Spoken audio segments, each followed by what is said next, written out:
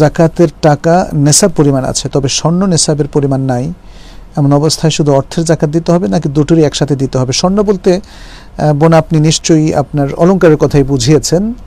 স্বর্ণের অলংকারের জাকাত দিতে হবে কিনা মেয়েরা যেটা ব্যবহার করে থাকে, এটা নিয়ে দুটো মত আছে। একটা মত হচ্ছে ব্যবহৃত স্বর্ণের জাকাত দিতে হবে না, মেয়েরা যে স্বর্ণ অলংকারগুলো ব্যবহার করে থাকেন, ফলে তাদের তো তাইলে আর কোনো সমস্যা নেই, সে মত যারা গ্রহণ করেছেন। কিন্তু দ্বিতীয় মতটা হলো যে মতের পক্ষে আমি অবস্থান নিয়েছি এবং আমি মনে করি সেটাই অধিক শক্তিশালী, সেটি হচ্ছে স্বর্ণ অলংকারের জাকাত দিতে হবে। সেক্ষেত্রে যেহেতু আপনার কাছে এমন একটা আইটেম আছে যেটা জাকাতযোগ্য, সেটা এবং অন্যান্য জাকাতযোগ্য আইটেম এবং অর্থ মিলে যদি নেসাব পরিমাণ হয় বা নেসাবের সাথে অ্যাড হয়, তাহলে পুরোটার উপরে জাকাত আসবে। আচ্ছা, শামীম মোহাম্মদ আহসানুল্লাহ বলেছেন বেতের সালাহ, আপনি ট দিয়ে লিখেছেন। যাই হোক, বেতের সালার পরে 2 রাকাত নফল সালাত পড়া সারা রাত জেগে থাকার ইবাদত করার নেকি পাওয়া যায়, এটা কতটা সঠিক? বেতের সালাতের পর 2 রাকাত নফল সালাত পড়লে সারা রাত জেগে ইবাদত করার নেকি পাওয়া যায়। এ প্রসঙ্গে হাদিসটা আপনি যদি উল্লেখ করতেন তাহলে আমরা বলতে পারতাম সেটা ঠিক কিনা। আমার এই মুহূর্তে মনে পড়ছে না যে বেতের সালাতের পরে 2 রাকাত সালাতের ফজিলতটা কি বর্ণিত হয়েছে, সেটা দেখে আমরা পরবর্তীতে বলবো এবং আপনাকেও বলবো আপনি প্রশ্নটা আবার করবেন ইনশাআল্লাহ, কারণ হয়তো এই প্রশ্নের ভিড়ে এবং ব্যস্ততার ভিড়ে আমরা ভুলে যেতে পারি। ফরহাদ ফাহিম বলেছেন এক মাযহাবের অনুসারী হলে অন্য মাযহাব মানা যাবে কিনা? আমরা তো আসলে মানছি ইসলাম, আমরা অনুসরণ করছি কোরআন এবং সুন্নাহকে। আমাদের সকল ফিকহি মাযহাব কোরআন সুন্নাহ অনুসরণের গুরুত্বই প্রদান করছে এবং সেদিকেই মোটিভেশন দিচ্ছে। কেউ এটা বলছে না যে ইসলামের 4টা ভার্সন আছে, যে কোনো একটা ভার্সনের মধ্যে সীমাবদ্ধ থাকতে হবে, এই ভার্সনে থাকলে ওই ভার্সনে যাওয়া যাবে না। মানে আসলে মাযহাবটা হচ্ছে ইজতিহাদি ওপিনিয়ন, এটা আমরা বহুবার বলেছি। অর্থাৎ কোরআন সুন্নাহর এক্সপ্লিসিট এবং স্পষ্ট যে মতামতগুলো, সেটা কিন্তু মাযহাবের মত না, সেটা ইসলামেরই মত। এর বাইরে কিছু ইজতিহাদি মাসালার ক্ষেত্রে ইমাম আবু হানিফা রাহিমাহুল্লাহ একমত দিয়েছেন, ইমাম মালিক হয়তো আরেকটা ভিন্ন মত দিয়েছেন, অথবা কোথাও আমরা দেখছি আবু হানিফা মালিক রাহিমাহুল্লাহ দুজনে একমত, আবার বাকি দুজন একমত, বা কখনো 4 জন 4 মত। এটা ঘটেছে। তো এইটা ঘটার অর্থ এই নয় যে আমাকে যে কোনো একজনকে অনুসরণ করতে হবে, এটা ঠিক নয়, বরং আমাদেরকে ইসলাম অনুসরণ করতে হবে। অতএব যখন কোনো মাসআলায় যদি ইমাম মালিক রাহিমাহুল্লাহর মানে মাসআলাটা দুর্বল মনে হয়, আবু হানিফা রাহিমাহুল্লাহর মাসআলাটা শক্তিশালী মনে হয়, তাহলে আমরা আবু হানিফা রাহিমাহুল্লাহটা মানব। আবার যখন দেখা যাচ্ছে যে এই 2 ইমামের চাইতে যদিও তারপরে এসেছে ইমাম শাফিঈর মতটা বেশি শক্তিশালী মনে হয়, সেটা আমরা মানব।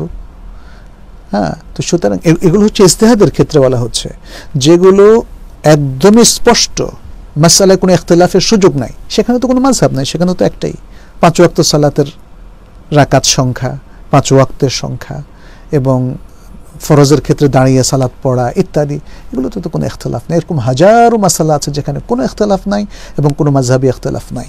সুতরাং যেই জায়গাগুলো ইজতিহাদের জায়গা, উলামায়ে কেরাম ইখতিলাফ করেছেন, সেখানে যদি এক মাসালায় আপনার কাছে মনে হয় ইমাম শাফিঈ সবচেয়ে শক্তিশালী মতটা ব্যক্ত করেছেন, আপনি সেটা মানবেন। অন্য মাসালায় যদি মনে হয় যে ইমাম আহমদ ইবনে হাম্বল রাহিমাহুল্লাহ শক্তিশালী মতটা ব্যক্ত করেছেন, তাহলে সেটা মানবেন। আবার একটা মাসালা যদি মনে হয় আবু হানিফা রাহিমাহুল্লাহ তিনি সবচেয়ে শক্তিশালী মতটা ব্যক্ত করেছেন, তাহলে সেটা মানবেন। আমি এখানে একটা সুন্দর গল্প বলি, আজকে হয়তো আর বেশি কথা বলার সুযোগ হবে না। গল্পটা হচ্ছে আমাদের মাদিনা ইউনিভার্সিটিতে, আমি তখন কুল্লিয়ায় 3rd ইয়ারে পড়ি। আমাদের ক্লাস নিতেন বিখ্যাত একজন সৌদি স্কলার, তিনি মূলত শানকিতি, মোহাম্মদ বিন মোহাম্মদ আল মুখতার শানকিতি হাফিজাহুল্লাহ। তিনি এখন সৌদি আরবের উচ্চ উলামা পরিষদের সম্মানিত একজন সদস্য।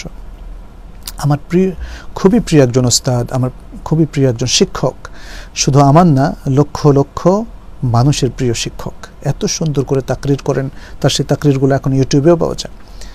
তো তিনি কিতাবুল আইমানের ক্ষেত্রে আমরা দেখলাম যে বারবার অনেকগুলো মাসআলায় তিনি ইমাম আবু হানিফা রাহিমাহুল্লাহর মাসালাকে প্রাধান্য দিলেন, রাজে বললেন যে এই মাসালায় সবচেয়ে শক্তিশালী মত হচ্ছে মা যাহাবা ইলাইহি আল ইমাম আবু হানিফা রাহিমাহুল্লাহ।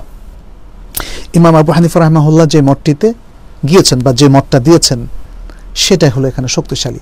এখানে আমি আরেকটু বলে রাখি, তিনি ফিকহ পড়াতেন আমাদেরকে, সবগুলো মত উল্লেখ করতেন, প্রত্যেকের দলিল উল্লেখ করতেন, প্রত্যেকের দলিল খুব ভালো করে ডিসকাশন করতেন এবং বলতেন যে কার দলিল বেশি শক্তিশালী, কোনটা কি। এই বিশ্লেষণের পরে তিনি লাস্ট মতটা ব্যক্ত করতেন যে এই 3-4টা মতের মধ্যে কোনটা শক্তিশালী এবং কেন শক্তিশালী এভাবে, এবং পরে বলতেন হাদাল্লাযী ইয়াতারাজ্জাহু ইনদি ওয়াল ইলমু ইনদাল্লাহ, এই মতটাই আমার কাছে সবচেয়ে শক্তিশালী বলে প্রতিভাত হচ্ছে, আর প্রকৃত ইলম হচ্ছে আল্লাহর কাছে। হুয়া মা যাহাবা ইলাইহি আল ইমাম আবু হানিফা রাহিমাহুল্লাহ, অথবা হুয়া মা যাহাবা ইলাইহি আল ইমাম আশ-শাফিঈ রাহিমাহুল্লাহ, এভাবে বলতেন। যে মতটা ইমাম আবু হানিফা রাহিমাহুল্লাহ পোষণ করেছেন, অথবা যে মতটা ইমাম শাফিঈ পোষণ করেছেন, অথবা যে মতটা ইমাম ইবনে হাজম আল আন্দালুসি পোষণ করেছেন, এভাবে তিনি বলতেন। লিমা ইয়ালি, তার কারণ হলো এই। আচ্ছা, এখানে আমরা লক্ষ্য করলাম যখন তিনি আবু হানিফা রাহিমাহুল্লাহর অনেকগুলো মতকে প্রাধান্য দিলেন, তখন আমাদের ক্লাসেরই কিছু কিছু ছাত্র বললেন যে কাদ তাহান্নাফা শেখ মনে হয় হানাফি হয়ে গেছেন। সুবহানাল্লাহ। তো আসলে ব্যাপারটা মানে এমন নয় যে আমি একজন ব্যক্তিকে সারা জীবন প্রত্যেকটা মাসালায় অন্ধভাবে অনুসরণ করব। যদি তলবুল ইলম এবং উলামায়ে কেরাম তাদের সেই ক্ষমতা থাকে, তারা দলিল বুঝতে পারেন, তাহলে তাদের জন্য দলিল বোঝার ভিত্তিতেই আমল করতে হবে, এক। আর যারা সাধারণ মানুষ দলিল বুঝতে পারেন না, তারা তাদের আশেপাশে যে সমস্ত ধর্মীয় স্কলারগণ আছেন বা ইসলামী ব্যক্তিত্বরা আছেন, তাদের মধ্যে যাকে বিশ্বাস ভাজন মনে হয় যে মুফতি সাহেবকে, তার কথা তিনি মানবেন। কারণ আসলে তো সত্যিকার অর্থে তিনি তো কিতাব দেখতে পারবেন না, তিনি তো যাচাই করতে পারবেন না, তিনি তো কোরআন হাদিসের নির্যাস ঘেটে কিছু বের করে আনতে পারবেন না। তাহলে তাকে জীবিত মুফতির বক্তব্যের উপর নির্ভর করতে হবে, এবং মুফতির উপরে অথবা ইসলামিক স্কলারের উপরে, আলেম ব্যক্তির উপরে ওয়াজিব হচ্ছে তাকে নিরপেক্ষভাবে কোরআন হাদিসের দৃষ্টিতে সঠিক মাসআলাটা বুঝিয়ে দেওয়া। বাস এটাই হচ্ছে মাসআলা। এভাবেই যদি আমরা চলতে পারি, তাহলে আর এই সমস্যাগুলো তৈরি হচ্ছে না। আজকে যে সমস্যাগুলো আমরা তৈরি করছি, আমরা কাদা ছোঁড়াছড়ি করছি, বিভিন্ন মাযহাবের মধ্যে একে অন্যের প্রতি খারাপ আচরণ করছি। আমাদের যে সমস্ত স্কলাররা চলে গিয়েছেন, রাহিমাহুমুল্লাহ রাহমাতান ওয়াসিআ, আল্লাহ তাদের সকলকে রহমত করুন, ওয়া গাফারাল্লাহু লাহুম, আল্লাহ তাদেরকে ক্ষমা করুন, এবং আল্লাহ তাদের সকলকে জান্নাতুল ফেরদাউস প্রদান করুন, আমরা সেই দোয়া করি। আমরা দেখা যাচ্ছে যে এই ইখতিলাফের কারণে হয়তো এক মাযহাবের লোক অন্য মাযহাবকে গালমন্দ করছি এবং পূর্ববর্তী উলামাদের প্রতি আমরা মন্দ আচরণ করছি। এটা ঠিক নয়, এটা আমাদের করা উচিত নয়। আমাদের উচিত হচ্ছে একটা জেনারিক অ্যাপ্রোচে থাকা, অর্থাৎ ইলমি একাডেমিক অ্যাপ্রোচে থাকা। কারণ পৃথিবীর কোনো আলেমই আমাদের শত্রু নন। তাদের সাথে আমাদের ইখতিলাফ থাকতে পারে, মানহাজে ইখতিলাফ থাকতে পারে, মাযহাব বা মতামতের ক্ষেত্রে ইখতিলাফ থাকতে পারে, কিন্তু সকলেই আমাদের কাছে শ্রদ্ধাভাজন ব্যক্তিত্ব। প্রত্যেকের জন্য আমরা দোয়া করব, এমনকি যার সাথে আমাদের ইখতিলাফ রয়েছে, যিনি আমাদের সাথে ভিন্নমত পোষণ করছেন। এটাই হচ্ছে আসলে সেই মানহাজ যেটা রাসূল সাল্লাল্লাহু আলাইহি ওয়াসাল্লাম আমাদেরকে শিখিয়েছেন। সাহাবারা এই মানহাজের উপর ছিলেন এবং আজকেও আমাদের এই মানহাজের দিকে ফিরে আসা উচিত। তো আমি আজকে যেহেতু অনেক রাত হয়ে গেছে, আজকে আর কোনো প্রশ্ন নিতে পারছি না, মাফ করবেন। আপনাদের অনেক প্রশ্ন আসলে। আমি আবারও ইনশাআল্লাহ আগামী বৃহস্পতিবার রাত 9টায় আসবো। একটু বলে নেই, ক্ষমা চেয়ে নেই আপনাদের কাছে, কারণ কিছু টেকনিক্যাল কারণে মাঝে মাঝে আমাদের 5-10 মিনিট লেট হয়ে যায়। আর এখন তো লকডাউন চলছে, নিজেদেরকেই করতে হয়। আমার ছেলে আব্দুল্লাহ ফুয়াদ এবং অমর খালদুন, ওরা আমাকে একটু হেল্প করে। তো সব কিছু মিলিয়ে ওরাও আসলে খুব বেশি এক্সপার্ট না, আমি নিজেও এক্সপার্ট না, বাট তারপরেও আমরা চালিয়ে নিচ্ছি আপনাদের সাথে এই যে মত বিনিময়, এই যে মাহাব্বার বিনিময়, এই যে এলেমের শেয়ারিং, সেটার জন্যই আসলে আসা, অন্য কোনো উদ্দেশ্য নয়। আল্লাহ আমাদেরকে ক্ষমা করুন, আল্লাহ আমাদের প্রত্যেক ভালো কাজে বরকত দিন, কবুল করুন, আমাদের আপনাদেরকে সবসময় সিরাতুল মুস্তাকিমের উপর থাকার তৌফিক দান করুন। এতটুকু আল্লাহর কাছে দোয়া রেখে আপনাদের সবাইকে শুকরিয়া জানিয়ে আজকের মতো এখানেই শেষ করছি।